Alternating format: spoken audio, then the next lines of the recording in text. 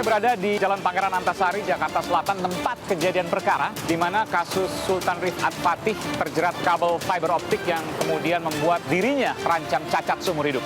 Saya ingin menunjukkan pada Anda fakta eksklusif dari tempat kejadian perkara. Anda melihat sana ada 4 CCTV. Disinilah beberapa pekan terakhir Sultan Rifat Fatih dirawat. Apakah bisa kembali seperti sedia kala atau tidak? Saya akan coba masuk ke dalam. Ini eksklusif pemirsa. Hidung nggak bernafas lagi, nggak ada udara ke hidung. Kita selalu minta sama Allah, ya selain pasrah ya. Sultan punya semangat yang tinggi. Sultan nggak boleh nyerah. Sultan cita-cita mau jadi apa nanti?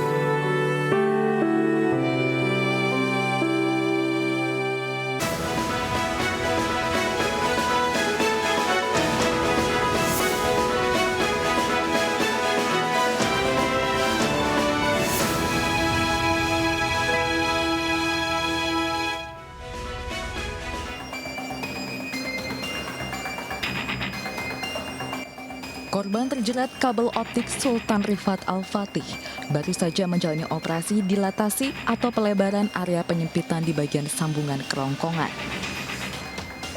Operasi Sultan di Rumah Sakit Polri pada 18 Agustus 2023 berjalan lancar.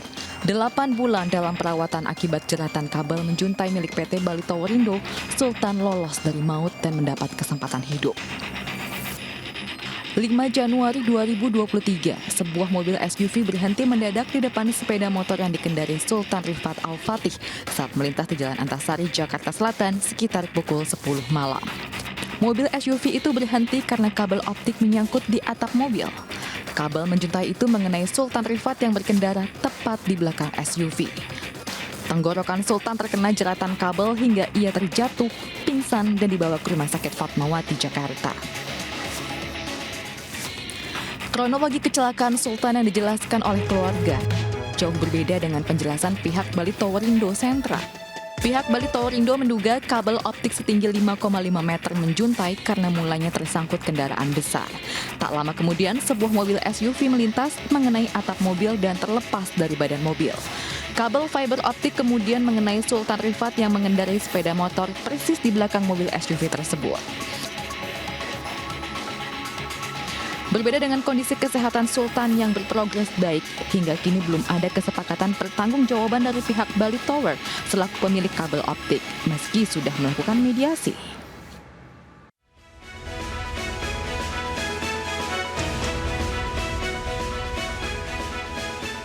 Halo, selamat malam pemirsa. Sultan Rifat Al-Fatih 8 bulan berjuang untuk pulih setelah nyaris kehilangan nyawa akibat lehernya terjerat kabel fiber optik yang menjuntai di Jalan Pangeran Antasari, Jakarta Selatan. Sempat koma, Sultan, mahasiswa Universitas Brawijaya Malang, berusia 21 tahun, tidak bisa bicara, bahkan makan dan minum pun harus disuntik melalui selang yang dimasukkan ke dalam hidung. Bobot yang semula hampir 80 kg, menyusut hingga kulit dan tulang, hanya 43 kg, namun sekarang sudah berangsur naik. Berbagai upaya ditempuh Sultan untuk menuntut keadilan, mulai dari lapor polisi hingga menyurati Presiden Jokowi. Meski sudah dimediasi Menko Polhukam Mahfud MD, hingga kini Sultan belum menerima kompensasi dari pemilik fiber optik, yakni Bali Towerindo selaku perusahaan. Dan pemirsa, saya menjenguk Sultan di Rumah Sakit Polri Kramat Jati, Jakarta Timur.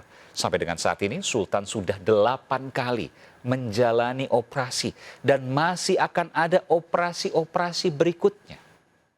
Pemirsa, eksklusif, saya mewawancarai Sultan Rifat Al-Fatih. Saya Aiman Wicaksono, Anda menyaksikan The Prime Show with Aiman, eksklusif.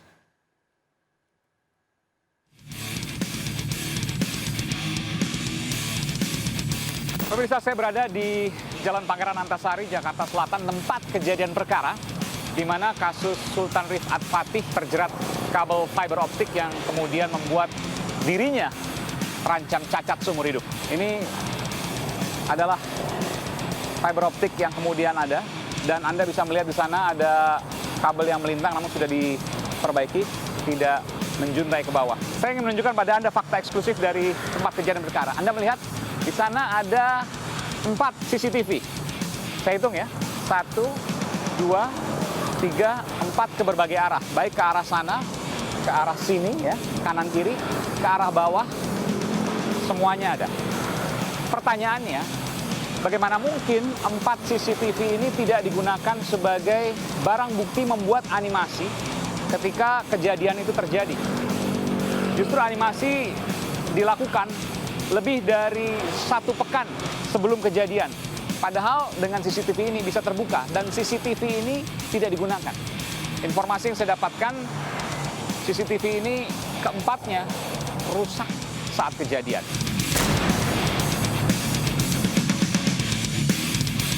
Saya ingin mengonfirmasi temuan eksklusif saya ini ke pihak pemilik dari fiber optik ini, ke pengacaranya, yakni Magdir Ismail. Nanti saya akan coba untuk mewawancarai pihak dari pengacara Bali Tower ini. Eksklusif di The Prime Show with Aiman.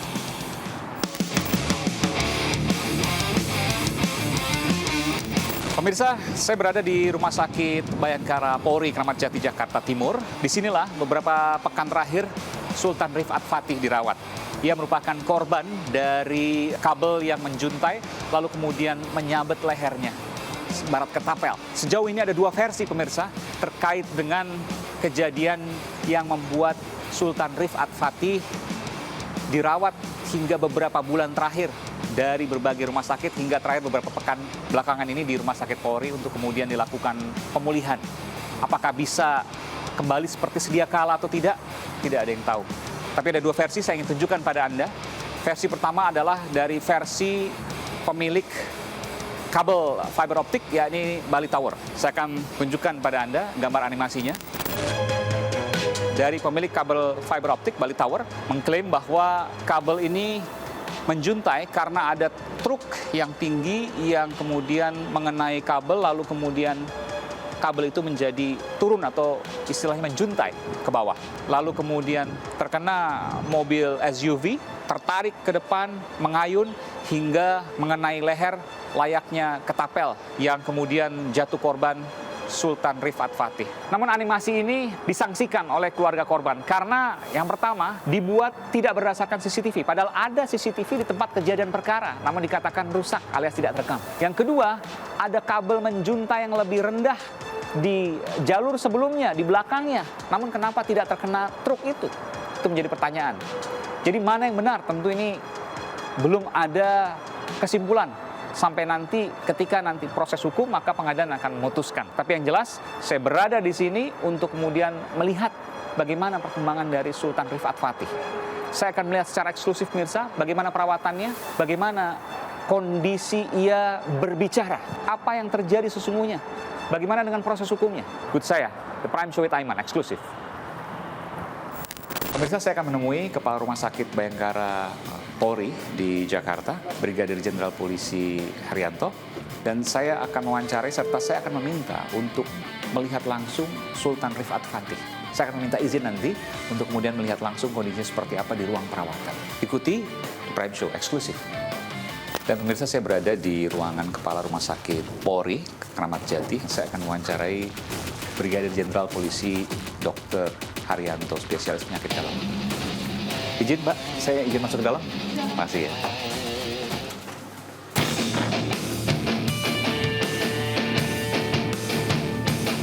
Brigadir Jenderal Polisi Haryanto, Kepala Rumah Sakit Sukanto Polri. Tadi Kepala Rumah Sakit Bayangkara tingkat 1 Pusdokes Polri. Wah, panjang. Jenderal, tentu ini menjadi hal yang prihatin ya, karena kita tahu bahwa ada kasus Sultan Rifat Fatih yang saat ini ditangani oleh Rumah Sakit Polri. Ini luar biasa.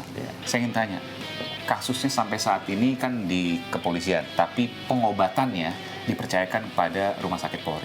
Sejauh apa perkembangannya? Ya, terima kasih Mas Aiman. Jadi ketika kita tahu pertama kali si Al-Fatih ini, Sultan ini perlu mendapatkan pertolongan, dan kami secara organisatoris itu diperintahkan oleh Bapak Kapolri, Polri melalui Rumah Sakit Bayangkara ini harus berperan aktif untuk membantu masyarakat, khususnya bidang kesehatan. Kita komunikasi dengan Bapak Fatih, orang tua dari Sultan itu.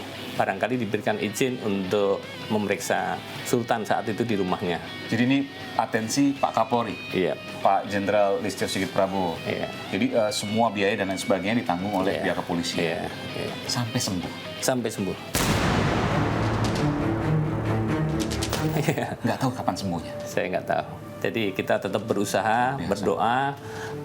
Alhamdulillah dari tim dokter kita bersama Fatmawati dan Rumah Sakit Cipto ini, waduh, terintegrasi yang luar biasa. Sering komunikasi ya, karena sebelumnya kan di Rumah Sakit Cipto ya, Ya. Mangunkusumo Jakarta, lalu kemudian ke sini. Pemirsa, memang ini bukan penyakit bukan kecelakaan yang biasa menyebabkan luar biasa Ini nih. luar biasa. Luar biasa ini. Iya. Jadi kalau di leher kita itu ada tenggorokan dan kerongkongan. Tenggorokan untuk nafas, kerongkongan untuk makan. Iya. Dua-duanya, Iya. saya mohon maaf harus mengatakan, dua-duanya terputus. Jadi terputus satu, yang kedua adalah saraf yang mempersarapi, yang menggerakkan itu juga terputus. Dan itu bukan hal mudah. Tentu ini menjadi sebuah catatan juga ya. Ini kasus pertama kali yang terjadi yang mungkin sepanjang karir dokter belum pernah menemukan kasus ini sepanjang sejarah.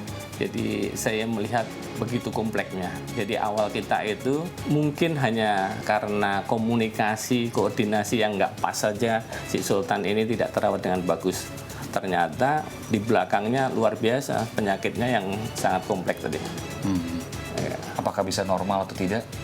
ya Ada yang kita tahu. doakan bersama. Tetap optimis dokter. Iya. Baik. Terima kasih. Ya, Brigadir Jenderal Polisi Haryanto, Terima kasih. Kepala Rumah Sakit Polri, Bayangkara tingkat 1, Pusdokes Polri. Pusdokes Polri. Terima kasih. Terima kasih. Pemirsa, saraf tenggorokan dan kerongkongan Sultan putus. 5 bulan kritis, tidak bisa bicara, bahkan makan dan minum melalui hidung. Tapi Sultan mendapat kesempatan hidup.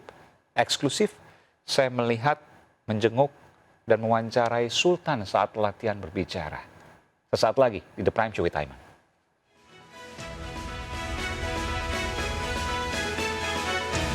Sultan mau lanjut kuliah lagi nggak? Ya, lanjut. Harus kuliah lagi. Sultan punya semangat yang tinggi. Sultan nggak boleh nyerah.